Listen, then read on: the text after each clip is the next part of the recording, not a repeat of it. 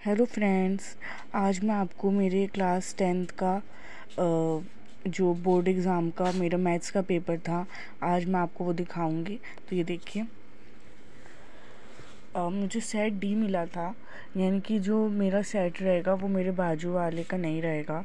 यानी कि जो क्वेश्चंस रहेंगे सिंपली वो हमारे थोड़े अलग होके आएंगे। क्वेश्चन उसके पास भी वही रहेंगे, बस उसकी सीरीज़ अलग हो जाएगी गाइस। तो ये देखिए, ऑब्जेक्टिव टाइप क्वेश्चन आए थे। एक साइड हमको जो हिंदी मीडियम वाले बच्चे रहते हैं उनका देता है, और एक साइड हमको इंग्लिश मीडियम वाले बच्चों का देता है, क्योंकि एमपी बोर्ड का पेपर है तो ऐसे देता है। क्योंकि एक ही पेपर निकलते हैं गाइस, हिंदी मीडियम और इंग्लिश मीडियम दोनों के। तो ऐसा वो एक साइड हिंदी मीडियम का और एक साइड इंग्लिश मीडियम का देता है। तो ये देखिए, ये इंग्लिश मीडियम, मैं इंग्लिश मीडियम में हूँ तो मेरे को तो इंग्लिश में ही करना था पेपर। तो ये देखिए, ऐसे ऑब्जेक्टिव आए थे।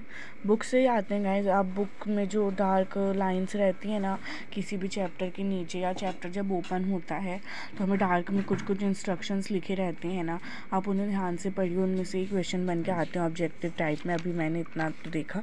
और ये देखिए, ये ऑब्जेक्टिव भी उसमें से आए थे। तो रूट 2 हमारा हमेशा इरेशनल रहता है, क्योंकि हमको 1.2 या 1.3 में ये क्वेश्चन भी था कि वाई मतलब कि रूट 2 को इरेशनल बताओ, तो कि रूट 3 रैशनल है या इरेशनल है। तो उसमें हमने प्रूव भी किया था कि रूट 3 यानी कि जितनी भी रूट वाली वैल्यूज़ होती हैं वो इरेशनल ही होती हैं।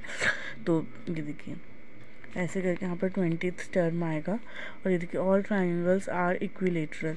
एंड श्रीधराचार्य ने गाइस इक्विलेटरल क्वाड्रेटिक फार्मूला दिया है।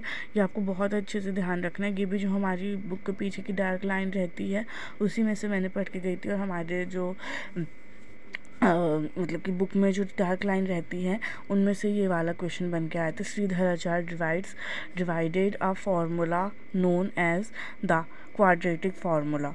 ठीक है, तो क्वाड्रेटिक फार्मूला था इसका आंसर। और root 2 is a irrational number and the probability of the sure event is 1। ठीक है, और distance between the x coordinate is ordinate. ठीक है, and all triangles are equilateral. ये वाला इक्विलेटर वाला तो बुक में भी है, जैसा पढ़ लो। और भी कई जो हैं वो बुक में है हमारे। और ये देखिए, ये है मैच द कॉलम। ये देखिए गाइस, मैच द कॉलम भी ऐसे ही आए थे बन के। ये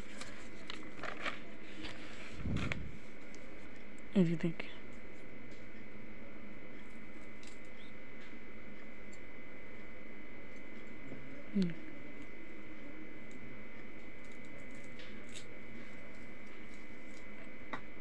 ये देखिए,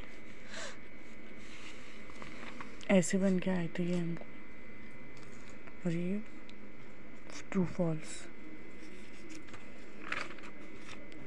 और क्वेश्चन इस बार तो पेपर गाइस मैथ्स का बहुत ईजी निकला था। अब आने वाले साल का नहीं पता है बिल्कुल भी कि उस साल का वो डिफ़िकल्ट निकलेगा या कैसा।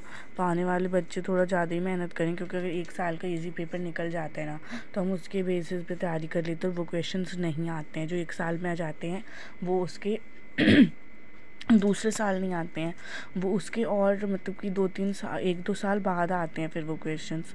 तो आप ये वाले क्वेश्चन के ही जैसे जो और क्वेश्चंस होंगे ना उनकी तैयारी करिए। और दूसरे क्वेश्चन यानी कि आप तैयारी करिए 20 के पेपर की, जो 2020-22 में पेपर हुए थे, आप उनके पेपर की तैयारी करिएगा। ये देखिए, क्योंकि ये पेपर तो एकदम हिंट के लिए होता है, बाकी आते तो हमको जो 1-2 साल पुराने पेपर रहते हैं ना उन्हीं से आते हैं। एक साल पहले वाले पेपर से नहीं आते हैं। क्योंकि ये जो मेरा 2023 का पेपर है ये 25 वालों को काम आएगा। जो 25 में 10th देंगे उनको भी काम आएगा, क्योंकि ऐसे ही क्वेश्चन मैंने भी जो 19-20 के क्वेश्चन थे वही पढ़ के गई थी, एंड जो नए थे वो भी पढ़ी थी। बट 19-20 के ज़्यादा फंसे थे, तो ऐसे टाइप में आए थे 4 नंबर 3 नंबर 4 ही नंबर तक हमको बड़े वाले क्वेश्चन रहते हैं। इंग्लिश में थोड़ा पैटर्न अलग होता है, but maths and other subject में तो 4 नंबर तक ही बड़े क्वेश्चन रहते हैं। लॉन्ग क्वेश्चंस जो रहते हैं वो 4 नंबर तक ही रहते हैं। पहले बहुत ज़्यादा नंबर के आते थे जब हम लोग 5th 6th में थे, कि 5 नंबर का ऐसे आ रहा है 10 नंबर का, बट अब ऐसा नहीं है। अब तुम ऐसे भी लिखोगे, मतलब कि इंग्लिश में तो ऐसे फिर भी 5 नंबर का आता है, 5-4 नंबर का। यहाँ पे तो अगर मैथ्स में बड़े वाले क्वेश्चन देखे तो फिर वो 4 ही नंबर के आते हैं। तो ऐसे कर कर ये हमको ब्लैंक पेज दिया था कि आप चाहें तो अपना रफ वर्क इस पे कर सकते हैं, नहीं तो इस पे नहीं, हमारी जो आंसर शीट थी उसके पीछे दिया था, तो इसके पीछे नहीं करना रहता है हमको रफ वर्क। तो पहले मुझे लगा था कि इसी पे करना है, पर मैम ने मना कर दिया था कि इस पे आपको नहीं करना है। जो दूसरे होते हैं ब्लैंक, मतलब हमारी आंसर शीट के पीछे भी हमको ब्लैंक पेपर दिया रहता है, उस पर हमको ये करना है। तो गाइज़, अगर आपको ये वीडियो अच्छी लगी हो तो मेरे चैनल को सब्सक्राइब करें, मेरी वीडियो को लाइक करें। Thanks for watching.